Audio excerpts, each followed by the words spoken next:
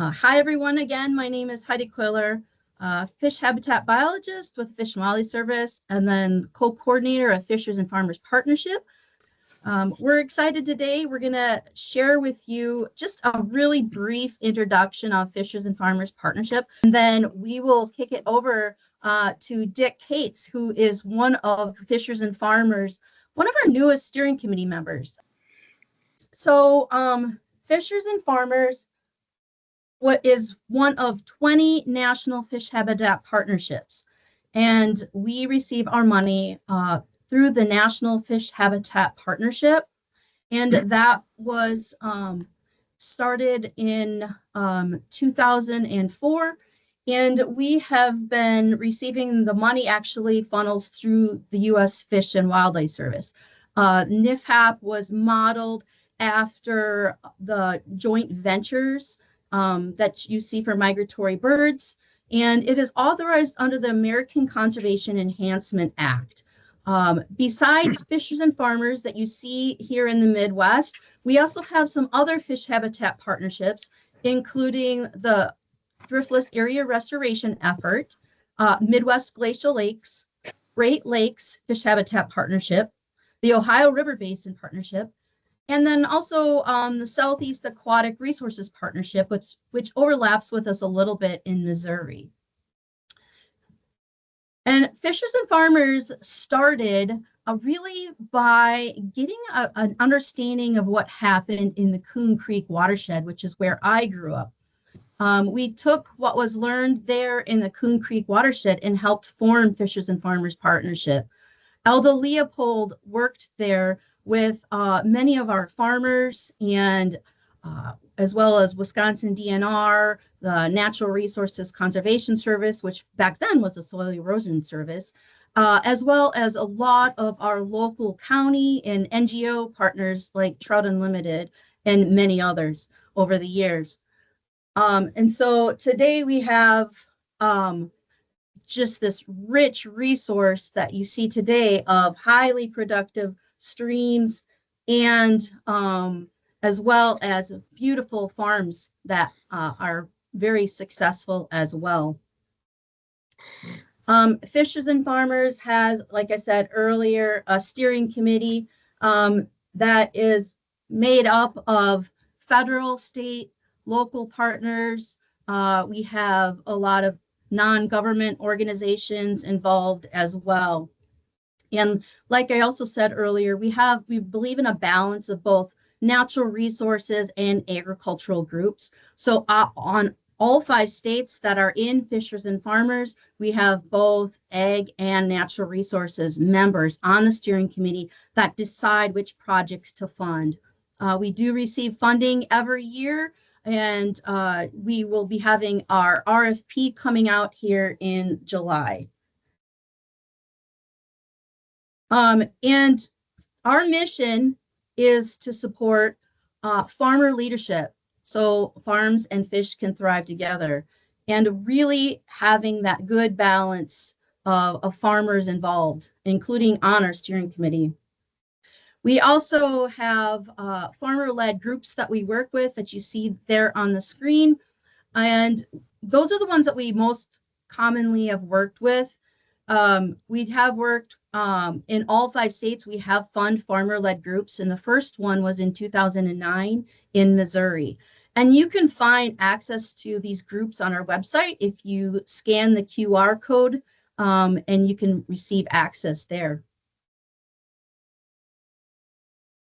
And our projects that we fund are on the screen here, and they are both dirt moving and non-dirt moving. So we can also fund farmer-led groups as well. We can do workshops and those kind of projects.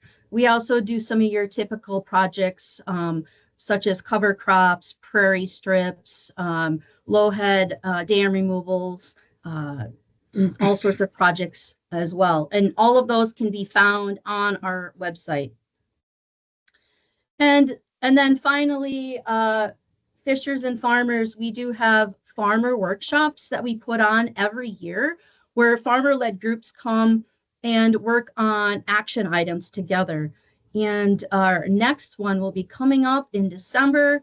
And you can also find all the information on our website, as well as many of our videos that go into and actually have some interviews with many of the farmers that we work with. Well, I hope you have a little bit better understanding of fishers and farmers. Again, I really want to thank you for joining us today. I'm excited that Dick is here to present with us, and he is going to share with us his book that he just released here in 2024. I hope you take an opportunity and get a chance to read it. I've been reading it and rereading it. It's very much a delight to read. It really kind of brings me back to what I learned through the years reading the Sand County Almanac, as well as takes me back to some of my classes that I had growing up and going to Stevens Point. Dick and his wife Kim co-own the Cates Family Farm LLC in Wyoming Township, Iowa County in Wisconsin, and their daughter Shannon and her husband Dan. Dick is a lifelong farmer who grew up working on his family's beef cow-calf farm, a neighbor's dairy farm, Montana ranches, and large-scale dairy, forage, and grain crop production overseas. Dick has a master's degree in soils from Montana State University and a PhD from the University of Wisconsin-Madison College of Agricultural and Life Sciences. For 8 years, Dick worked at the Wisconsin Sustainable Agricultural Program.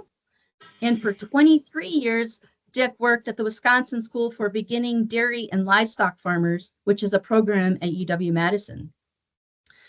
Dick and his family are members of the Iowa County Uplands Farmer-Led Watershed Project. And he's going to share with us today a lot of the work he's been doing there with them and many of the other organizations. And then the Cates family has received a lot of awards over the years. In 1998, they received their first award from Wisconsin Soil and Water Conservation, which Achievement Award, and then in 2013 from the Sand County Foundation, the Leopold Conservation Award.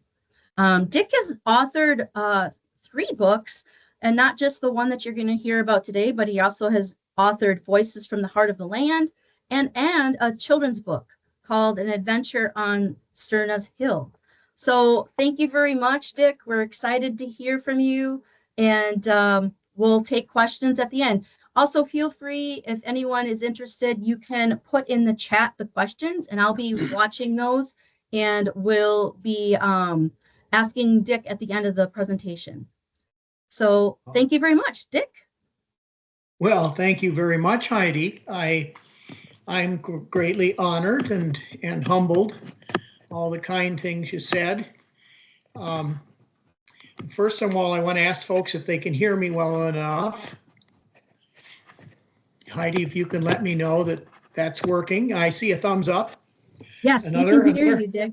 Thumbs are coming out of my my stream and on the screen. I like it. Oh, there's a heart. Oh, well, it's an honor to speak with you all. My family has had a long and interesting journey on this landscape since 1967, when my father purchased this farm that was not a farm at the time, not a working farm, and he had 5 young boys and a daughter who he wanted to keep busy and learn to work and stay out of trouble in town. And well, it did work. I stayed with it. I pursued my graduate training in soil science because I really was so curious. I really wanted to understand what the soil resource was and its value to our culture, and how we should care for it if we were going to care for our future. I never had any intention to work as a laboratory scientist, but as a result of my doctoral pursuit, I had wonderful opportunities to teach, as Heidi said, both at the Wisconsin Department of Agriculture, Trade and Consumer Protection, as well as the University of Wisconsin School of Agriculture. And those were always part-time ventures because I really had a passion to farm, and I have throughout my life. I was motivated by my father, who said things like this. He had come from a farm background in the state of Maine. And when he came to Wisconsin after the Second World War, he served as a Marine infantryman. He got his law degree here because he felt he wanted to support our democracy beyond his role in World War II. And yet he couldn't get farming out of his system. And so he bought this hill farm in the southwest part of Wisconsin. And then it was up to us to figure out how to make it something we were proud of. If you have noted already, Heidi will be switching the slides, and so far you're doing a beautiful job, Heidi. So you can go to the next. You can see on the map where we are. This is the Lowry Creek watershed. It's a Huck 12, so it's the smallest watershed delineations. It's about 8,600 acres. And you see the Cates family farm, and if you go up 1.5 inches and down 1.5 inches, that's the landscape we manage. So what we do on that landscape has a tremendous impact on the main channel of Lowry Creek, as well as several of the tributaries. What's particularly unique about our watershed is as you move north, just before, if you can envision where the Wisconsin River is, well, there's the arrow. That's the Taliesin, Frank Lloyd Wright's home and school. And so everything we do upstream ends up, I always used to joke, because he has a pond there, and if we ever lost something, I'd go knock on Mr. Wright's door and see if we could check out the pond. But in fact, we're very much connected. This landscape sees 500,000 visitors a year through American Players Theater, the House on the Rock Resort Golf Course, and Taliesin. And so what we do on the landscape matters not just to my family and not just to our visitors, but to the greater community around our Driftless area. Go ahead, Heidi. So as I said, my father purchased this farm in '67. This is the home, and it's been changed since then. This was what it looked like when we bought it in '67, and Kim and I did a substantial amount of work to it in 1989, and this is where Eric and his sister Shannon were raised, and his brother Peter, and Eric married Kylie in 2015, and we are right now in the middle of switching homes. We're now moving to the north part of the farm, which is a little bit more in the perimeter, and it's a smaller home, and they're moving into the main farmhouse, and we've been at it for 4.5 months now. So we just ended living out of suitcases in the back of our truck, and it feels like we're settling in. So it's a wonderful thing. But that's what the pasture looked like back in the day. I had no idea that many years later it would have such meaning, but honor the thistle plant. You can see the only thing that was growing when we bought the farm. And our mission since then has been to make it more productive. Go ahead, Heidi. As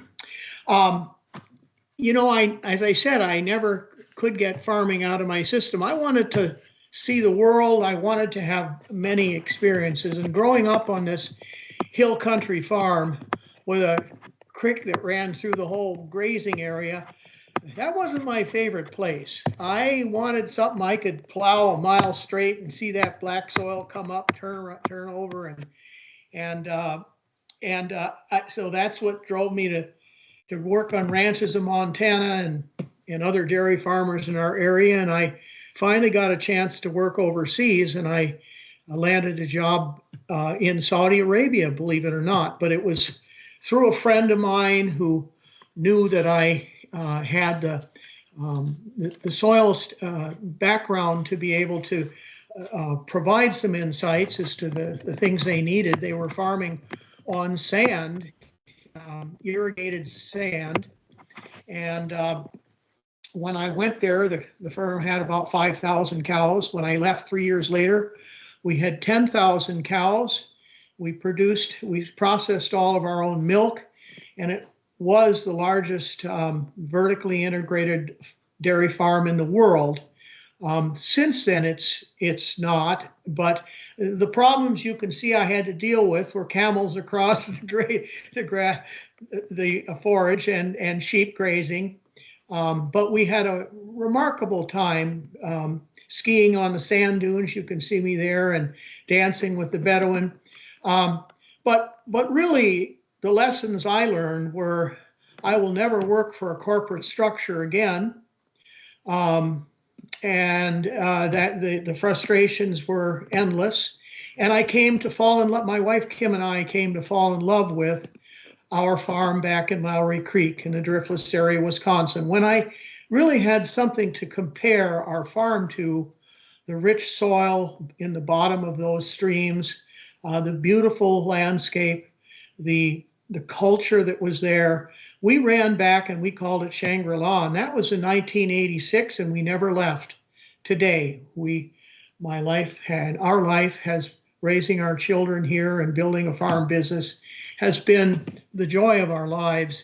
And Saudi Arabia taught me a lot about the world and what I did want, and it brought me back home. I was very pleased about that.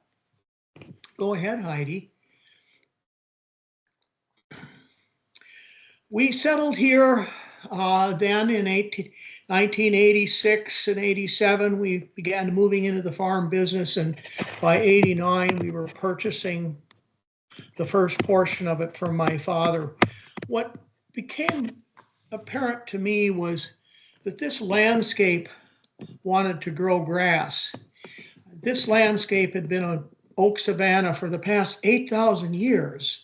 With the retreat of the Pleistocene Ice Age, this landscape, of course, never saw the glaciers itself, but all around the Driftless area, as you folks know, the glaciers began to retreat for the last time after 14,000 years ago through 10,000 years ago.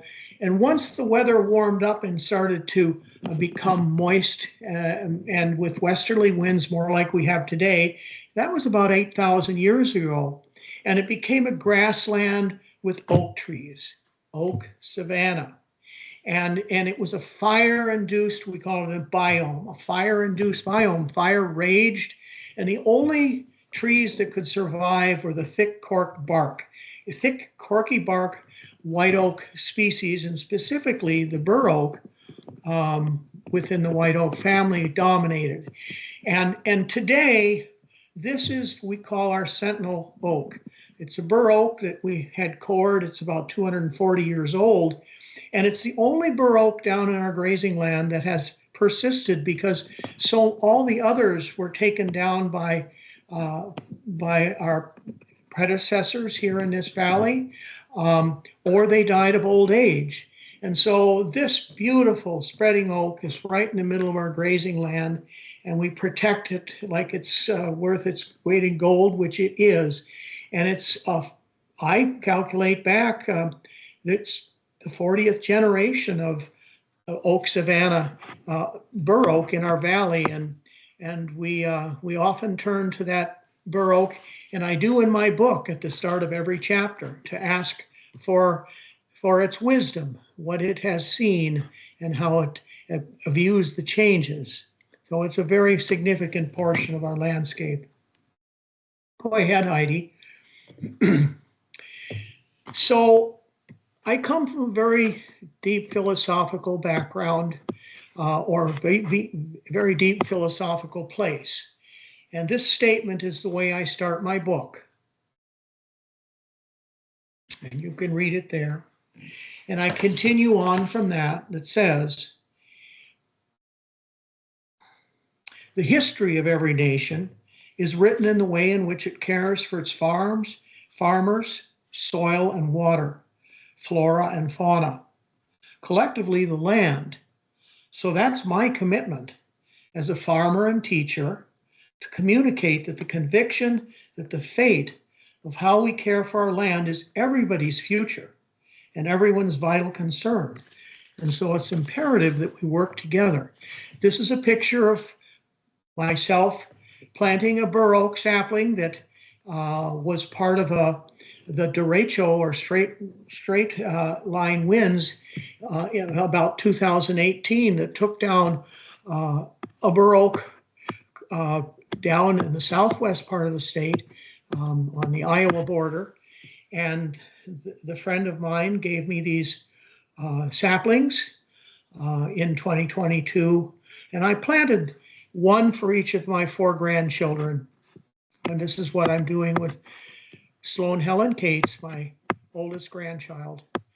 The bur oak in the distance is about my age, and so that's the offspring of the large sentinel oak you saw in the picture previously. Okay, that's our family now, and Dan and Shannon is my daughter to the left of the screen with her husband Dan. He was from a farm in central Wisconsin, and he's an engineer, and they moved to California, and we get to visit them. But they're part owners in the farm, and Kim and I are in the middle, of course, and son Eric and Kylie, they run the farm. They have really since 2016, and those are their 2 children. So they are now part owners as well, and so we hope that our farm will continue into what would be the 4th generation they are holding in their arms. Go ahead. Yeah. So you remember that picture, the first picture of the lone thistle in a sea of no grass. Well, this is exactly the same place. We were looking out at this vista. Although it was more of a close-up shot, we were looking this direction. And this is what our goal has been since we started a managed grazing system in 1987. We were one of the first in the Midwest, and it did really allow us to retain our cow herd in 1988, which was a very significant drought in this part of the world. But we'll talk a little bit more about managed grazing as we get into some of the principles of stream restoration. I call it ecological restoration. But for now, this is the vista. This is the kind of thing we desire, we look for, and we see out our window every day. Go ahead, Heidi.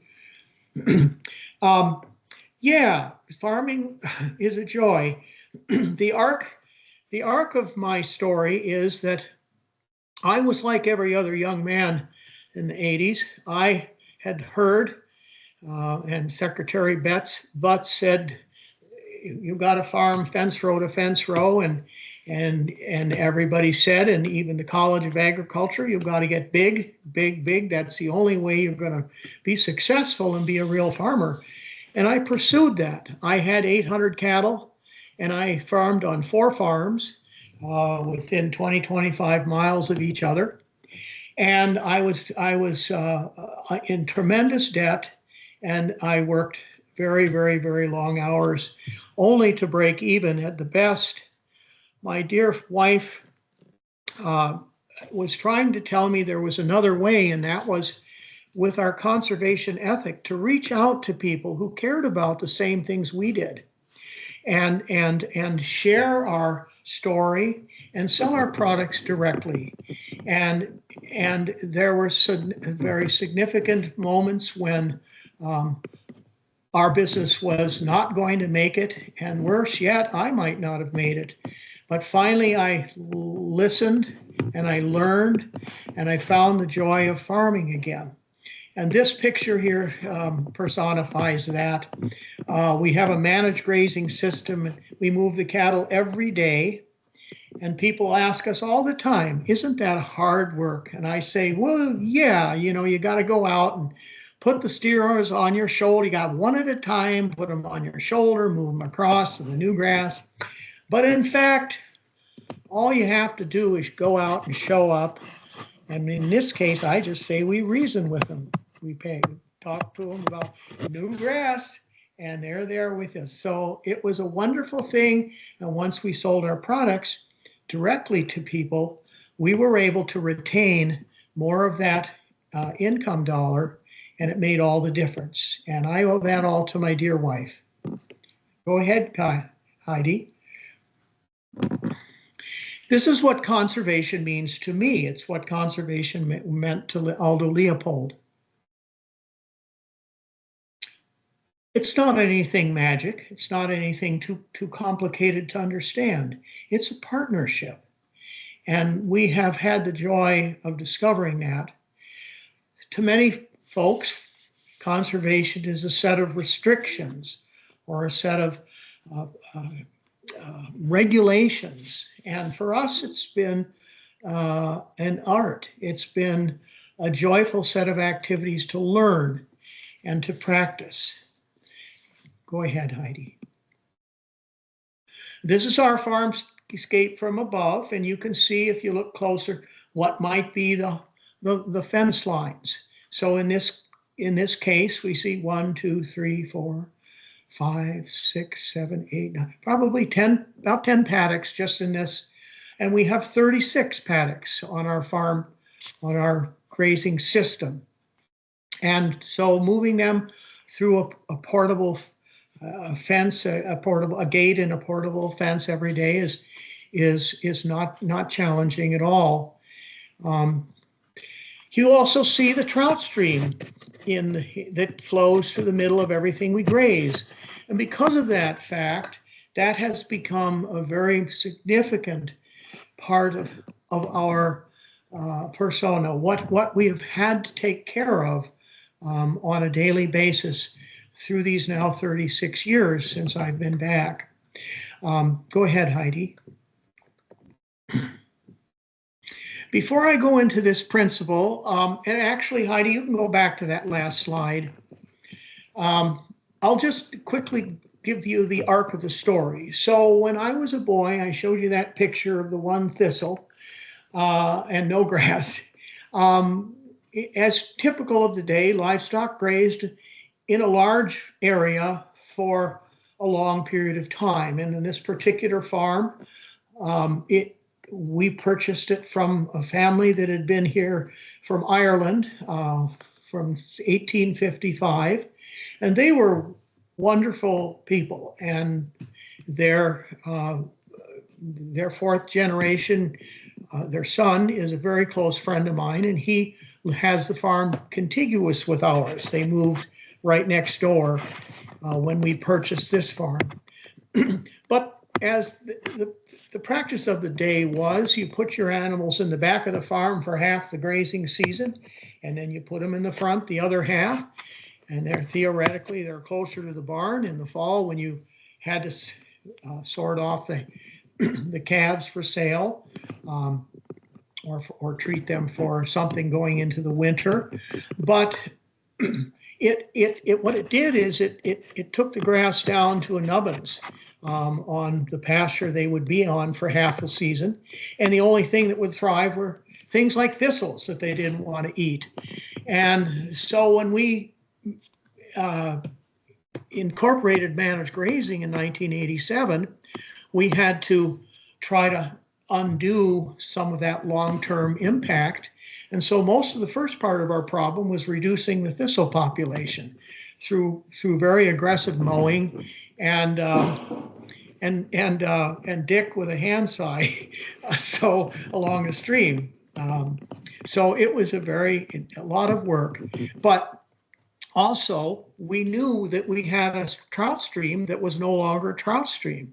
We had heard that it was back years ago, but it was now either a class 3 or not classified as a stream because it was warm and brown and muddy.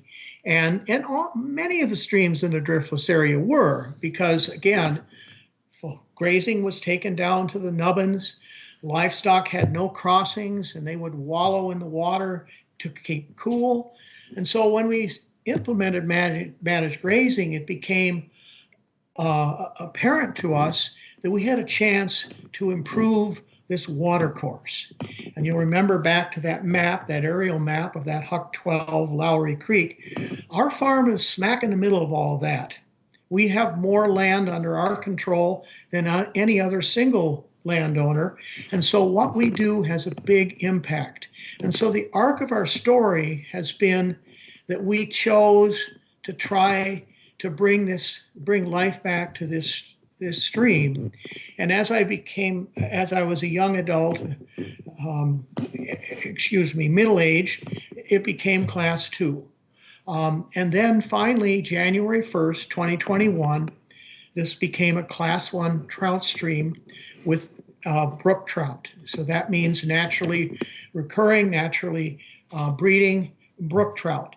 And they came from the headwaters 3 miles and 500 feet up in elevation where trout had survived during the unintentional consequences of European farming for the last 100 years. And when we improved the land, this water, and it became clearer and colder because we left the grass intact and the soil stayed in place, and water moved through the soil profile and the fractured bedrock, the brook trout were able to expand their habitat, and the brown trout that had been introduced for so many years no longer could compete. And that's the arc of the story. And so it really has been a joy since it became a class 1 trout stream to celebrate that agriculture can be part of a healthy landscape. And that's really what motivated me to write this book. Go ahead, Heidi.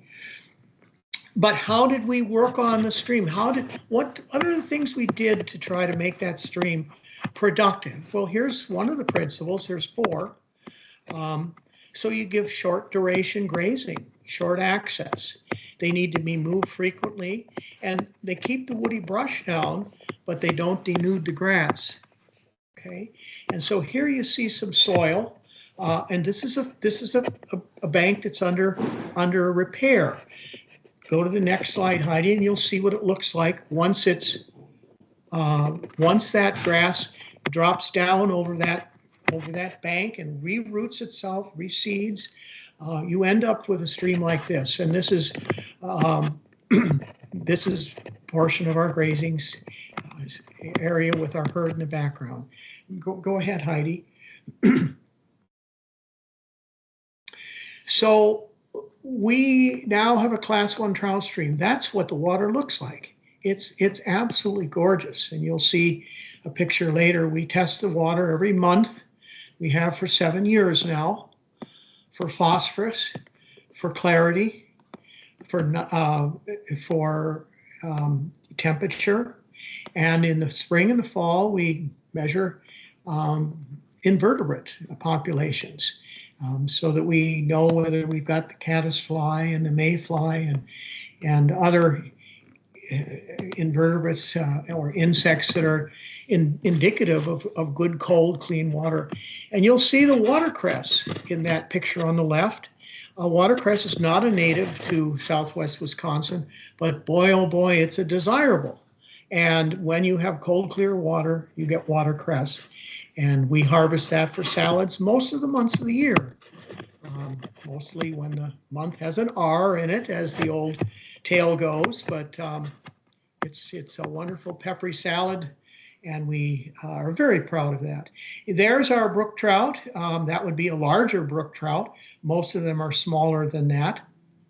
But the coolest thing of all is not only did the brook trout come back, but they came back because they, as I said, they'd been biding time in those pools and the headwaters of Lowry Creek, and so they were the historical genetics of the brook trout in the Griffiths area. They had been occupying these cold waters since through the Pleistocene, and so when the biologists did flesh samplings, they determined that these were not anything like the brook trout that had been raised in our fish hatcheries throughout the state. The genetics were pure. The genetics were historic, ancient genetics. And so once they discovered that, our Lowry Creek, and they discovered that only in 2 other streams in Wisconsin, out of the tens of thousands of miles of stream we have. And so ours is one of 3 that supports a heritage brook trout genetics. And so we can't catch the fish and keep them. We can catch and release. And they come every 3 years, and they, in the fall, harvest the spawn and the milk and take it back to the fish hatchery near Madison, the Nevin Fish Hatchery. And here they are doing their work, and grow them out in the tanks at the fish hatchery. I get to go in the winter and look at my kids. They're all fingerlings, and then they spread them around the state after that in the spring. And so it's a joy. They've been out. When they first discovered the brook trout coming back in 2015, they came in the fall of 16, and they came in 19 and 22, and so our trout stream continues to have really one of the highest populations of brook trout and one of the 3 highest populations of the genetic heritage brook trouts in the driftless region. It's a joy to our family. It's a source of pride, a source of gets us up every day to try to do the right thing. Go ahead, Heidi. We started with those goals of making a living, of course, and being family well-being, producing good food. Go ahead, Heidi. Oh, that picture there, go back there where that Jersey steer is kissing my wife, Kim. I just want you to know, folks, I'm not jealous. I may have been at one point, but not anymore. Jersey can kiss my wife all she wants. Okay, go for it. Next one. Another goal of ours is model grasslands, environmental stewardship. We raise Angus now, not Jersey, but whenever something interesting or different was happening on the pasture, Jerseys, if anyone knows cattle, they're the ones who are interested, and so they often got in the photographs. Okay, next. Besides Aldo Leopold, who informed our land ethic, more recently, Robin Wall Kimmerer came into our life. Her book, Braiding Sweetgrass, completed the circle for us in terms of what it was that we wanted to accomplish and why. And the things she wrote, and I've got to meet her, and she's just a lovely person, an indigenous person who is a scientist. This really is the truth. We just need to pay attention. Go ahead. And these next 4 slides are going to show you what our grassland looked like before we implemented managed grazing. And there is one slide that isn't ours, but the concept of managed grazing is movement. That's the first principle, movement. And it's a biomimicry of large mammalian herbivores on grasslands anywhere on planet Earth. And in the Western Plains and for a time across into Wisconsin and eastern US, it was the bison. They were the iconic large herbivore. In the north, it was the caribou. In Africa, it was wildebeest, zebra. So anywhere and there's a grassland, movement of herbivores for various reasons, such as fire, and we call them disturbances, fire, aridity, predation, wolves, or hunting. These kinds of natural predation or human predation cause animals to move.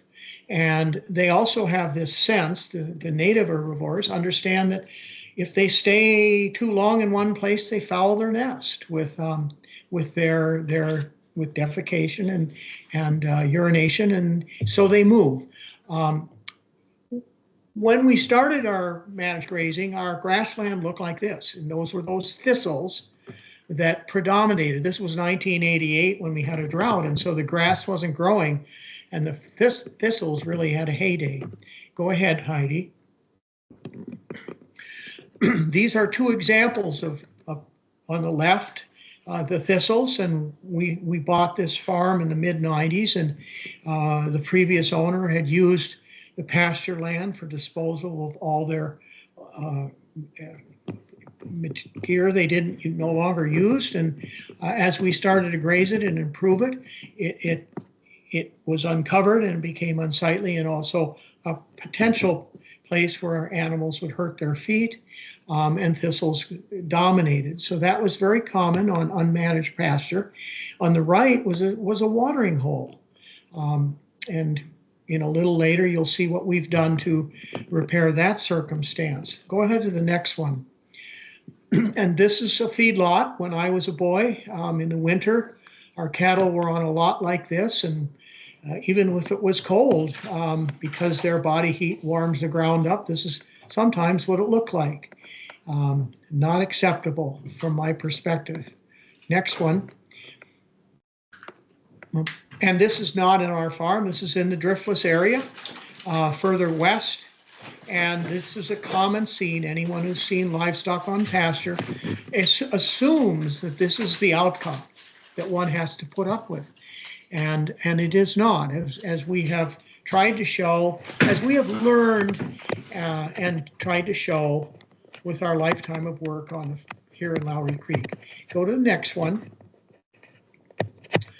And I think part of our audience today is our herd of cattle. At least they seem interested. That's a single wire keeping them out of the area where we sample our water every month through the growing season. Go ahead, Heidi. Wendell Berry has also been a voice that has had tremendous meaning to me. I got to visit him and meet him at his home in Kentucky as well. And this is one of his most basic and my favorite statements. And that is the land. Don't switch yet. I got to talk about that. So what you're seeing here is a soil profile on our landscape, and you can see that the first 2 inches, that's a 3-foot yardstick. First 2 inches are brown, and after that, there's about 3 foot of black soil. And that black soil, the top of the black soil represents the start of what's called the Holocene. Once the Pleistocene ended, the Holocene started. And I said this became a grassland. Grassland with its thick thatch of roots and returns carbon, which is the greater portion of organic matter, to the soil. And that's what the grassland created on this landscape throughout the Holocene, up until European farming, which began in the 1850s. And the uplands, because we're in the bottom, the uplands were plowed year after year, first for wheat, which was the commodity crop, and the soil moved. And the first top 2 inches of brown soil is what moved in from the higher landscape. It was really an unintended consequence of genuinely poor European farming practices. And so the higher ground in our landscape the soils are very, very thin. And in our landscape on the bottom, the best and richest soil is buried. But you can see by the thick thatch of grass on the top 6 inches that we're reestablishing an A horizon, that is a horizon that's accumulating carbon, organic matter, and developing a friable structure so that it takes on water and holds water very nicely.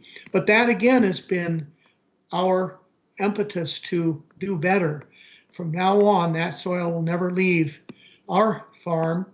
We will protect it in a perennialized agriculture approach, whether it be managed grazing and grassland or crop farming with cover crops. Go ahead. Dick, I just want to say we're starting to run close to time, so we might want to speed up a little bit. Sure. Yep, I will. And managed grazing, I talked about that. Biomimicry, I've already talked about that. Go ahead. Another picture of our grazing land from above, from a drone shot in a couple falls ago. We have 3.5 miles of Lowry Creek, which we graze and we feed hay along in the winter. That's what this is. And that moves us into the second principle of ecological stream restoration. Here's engineering restoration. And part of the stream that we purchased more recently was improved in this manner, one that we're all familiar with, this Costo. In the years this was done, 10 plus years ago, it was $100,000 to do a mile. Go ahead, Heidi. And yet ours has been done with no cost except for paying attention. And so the second principle we've followed is to leave residual after grazing, and that deflects the raindrops and allows the water to move through the soil and in through the cracked bedrock and into the stream as cold, clean water rather than brown, muddy water that runs off the surface. It's also a wonderful place for livestock to lay down, and so they don't need to walk in the stream. Go ahead. There's a good example of what we just choose to have the best grazing we can. Next picture. And we developed 26 of these stream crossings. We put in breaker rock or gravel with large stones, 3-4 inch stones, and it's not comfortable on their hooves, but it's a lot better than walking in mud. In the bottom picture is when we first established that stream crossing. You can see the vegetation on the bank was thin, and the top picture is more recently, where they have found their path. It's well rocked and some no mud. They go down to the water and drink, and they either cross or go back. And it's an engineering aspect of our system, and that has cost a little bit of money, but it works really well to keep that stream in good health. Go to the next one. And again, we've been motivated by Leopold. It's not just what's economically expedient, it's really what is ethically right.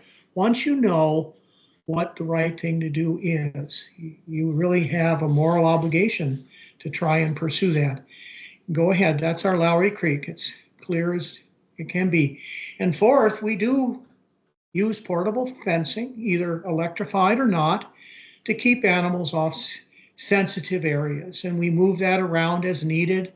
And it's a constant observation, but it works very, very well. And the livestock work with us to the positive end. Here we are looking at the water. We use the WAVE, or Water Action Volunteer Program in Wisconsin, where we all pool our data from around the state, from around the 9 spots in Lowry Creek that are measured each month. And it's real citizen science at its best. My wife on the right, Eric, my son Eric on the right. There's Joe Stapleton. between my wife and I. That's the family we purchased our farm from, and they're on the farm next to us, and he's a very close friend. Okay, go for it. You can, yeah.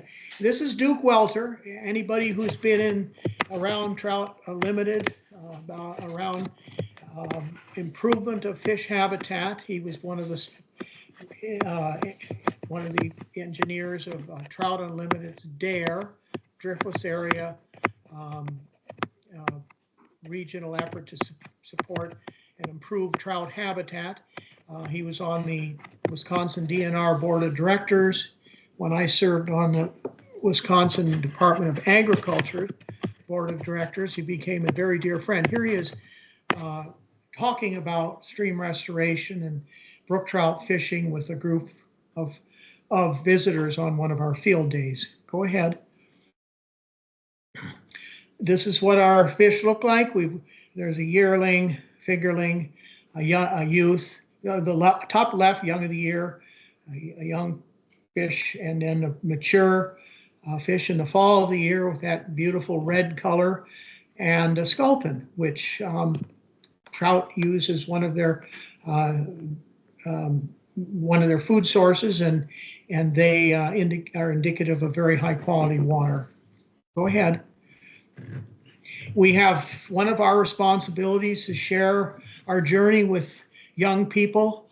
Anyone who will listen, this is from our local school. Go ahead. And we have taken great joy in that.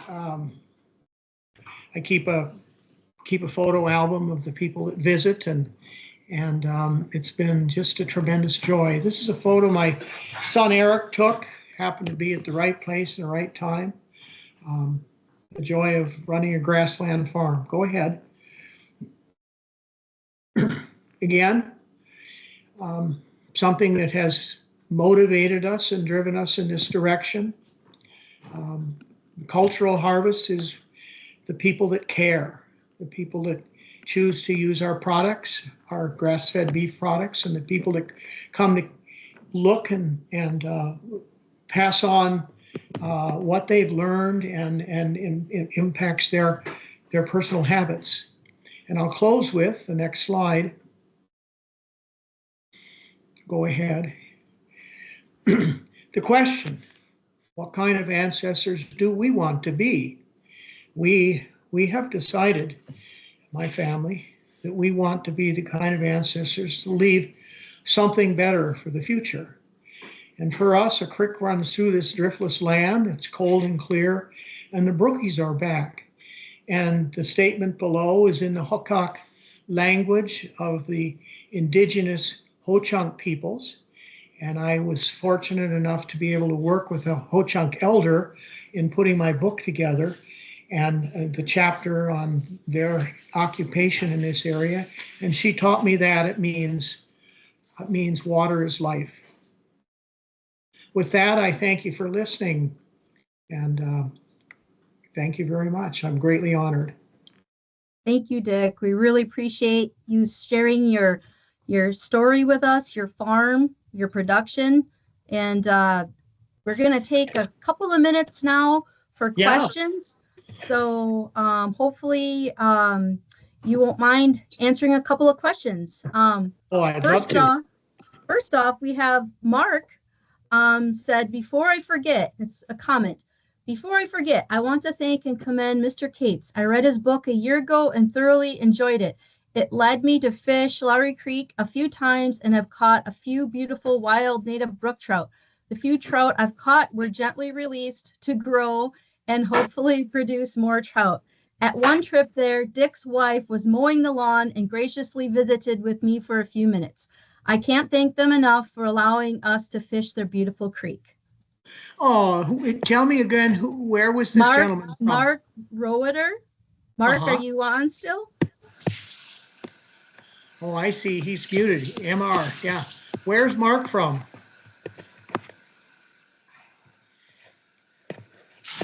Well, it's Mark. Thank you very much. honestly, we decided a couple of years ago to put our Lowry Creek, section of Lowry Creek, about 3 miles of the 3.5 miles into perpetual easement to allow the public access. And they do access from one of the roads that crosses our grasslands.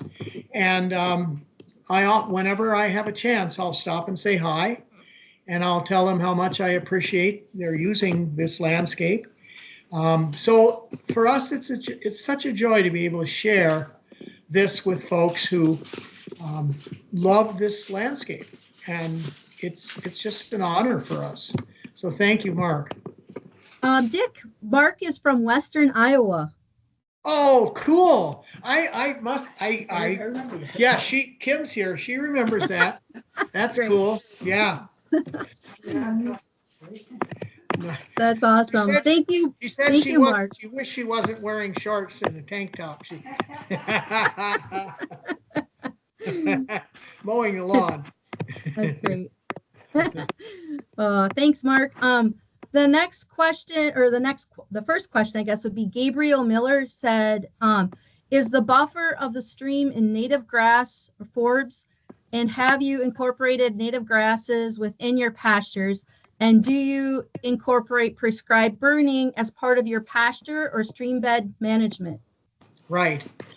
Yeah, that is several questions there. I am a tremendous fan of our native grassland species.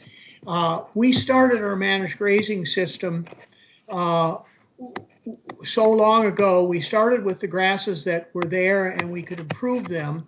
And we've worked so hard at that it's very challenging for us to destroy the sod we've got with cool season grasses and establish prairie. However, we have done that in 2 locations, and we have now equipped funding to do it on a 3rd location. Prairie grasses are from my perspective, by far the best for the ecosystem. And once you learn to graze them properly, not too close, you have to leave them taller. They're the best for sequestering carbon, and they're what all of our native herbivores thrived on for millennia. We have been slow to do it because of the cost and because of these cool season grasses keep wanting to come back. But we are a fan of prairie grasses, and we are doing our part little by little. As far as along the stream, we have some of the area fenced off, especially where it's sensitive. You saw those pictures. And other than that, we protect the streams by moving the livestock and creating stream crossings. And it's worked wonderfully. Great. So, yeah, because we test the water every month, we know we're being successful. We have Rhonda Long from Iowa who raised her hand first. Rhonda, do you have a question for Dick?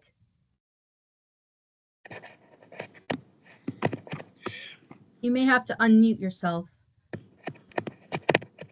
I see Illinois. Sorry about that. There she is. So, hi. So I actually live in Southeast Iowa. I'm the president of Spring Creek's Trout Limit. I'm on the state council.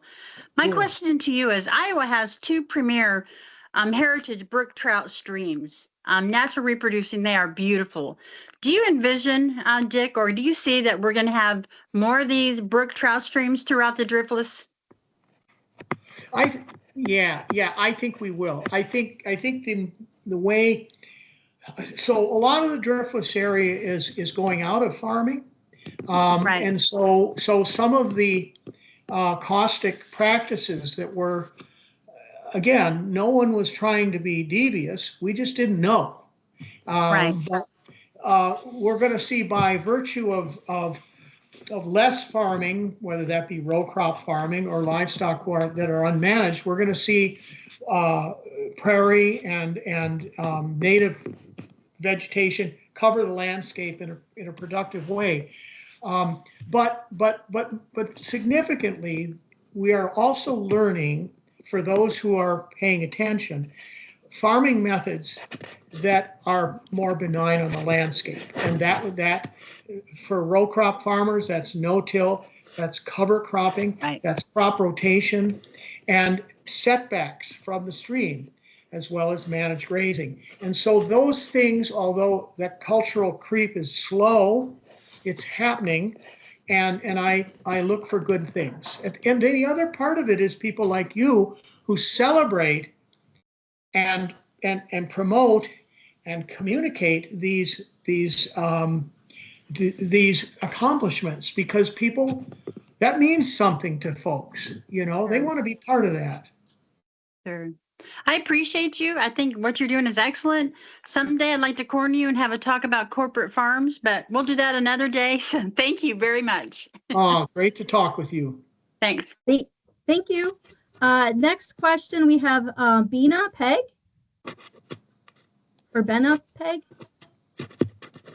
Feel free to come off mute and ask your question. I apologize. I could not find the right screen. It's Bina. Thank you.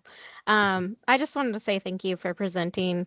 I did a lot of managed grazing in Hawaii, and then also worked on a trout farm of all things where we raised watercress and trout together. Cool. So it's amazing, just like the potential of what animals can do, and hearing that you've restored your creek to support, you know, some of the most beautiful freshwater fish that are the most sensitive to you know, harsh conditions. It's pretty incredible. So thank you for sharing. Oh, that's so neat. I thank you. That's so kind of you. And, you know, it was Leopold that said, when he was originally a forester, and he said that he uses the same tools that were destructive to the forest. That is the plow, the axe, the cow, and the gun, to restore the forest. In other words, how those tools are used really makes all the difference. And for us, livestock, herbivores have been part of our grassland landscapes across the globe for millennia, and we try to incorporate practices that honor and heal the landscape, and so I think that you can do that too where you live. I do want to quickly say, did you get to work on the Parker Ranch when you were in Hawaii? Oh my gosh, I didn't work. Isn't that cool? I met them, but I didn't work for them. We hosted an event in Molokai, and yeah, one of the biggest ranches in the world is on Big Island, I believe. It's so cool. I mean, the people that live there, they work there, they're born and raised there, they're generational. It's just like, I mean, that is like an ideal agricultural world, you know, that everybody is engaged. It's their life. It's There's a deep connection to the Aina, the land, and knowing that we all come from it. So yeah. And you brought up one more thing. I just want to say, you brought up the tools and how you use them. And one of the phrases that one of my mentors would use, it's not the cow, it's the how. Yeah. So how we manage our cows really influences what happens to the land. So thank you again. Yes. That is so true. I love that phrase. I absolutely do. Yeah. Thank you very much. Oh, thank you. And then our last question of the session comes from Eric Leese.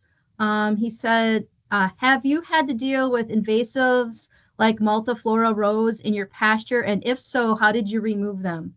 Right. Actually, we do, believe it or not. And it's amazing how invasive they are. And I mean, multiflora rose was introduced here as for a very appropriate purpose. It was going to be fence row.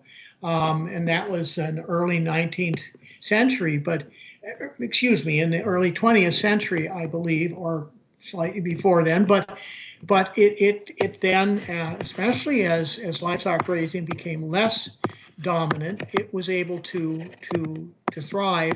And we find it, believe it or not, we'll find it right in the middle of our pasture, not under a fence. There we find it, yes. And so the way we control it in the pasture, we mow it several times over different years, and it will hold it at bay. But honestly, we actually spot spray and we will use an herbicide that coats the stems so that it can't be washed off immediately, and that's very effective. And we spot spray it. We don't have any heavy equipment, just an ATV sprayer or something in the back of a pickup, or on our back, a backpack sprayer, something that's for woody brush. Sometimes Roundup, but then you kill all the grass underneath it. So, but you can do it, absolutely. Great, and that's all the questions we have, Dick. Okay. Thank you. Really appreciate everyone calling in, and thank you, Dick, for sharing your story. We're really excited to share your new book with everyone. I highly recommend everyone to get out there and try to get their hands on the book. It's really great. Well, thank you. And if you don't like reading, it's got a lot of pretty pictures. Yeah. And also, for the first time in my life, I saw clapping hands coming out of my stream on this picture here.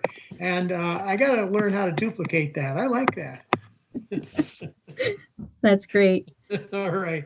Thank you all. Thank you, everyone. Really appreciate it. Take care. All right. The best to you all. Bye-bye. Bye-bye. Thank you. Thank you.